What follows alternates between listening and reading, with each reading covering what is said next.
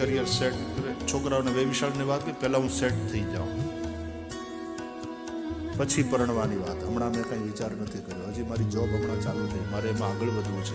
હું સરખી રીતે સેટ થઈ જાઉં પછી લગ્ન કરીશ. અમારા દેહમાં શું કરે ખબર, લગ્ન કરી દો સેટ થઈ જાય, આ ફરડો સેટ થઈ જશે. લગ્ન કરે ને પાછા એને નોખોય કરે.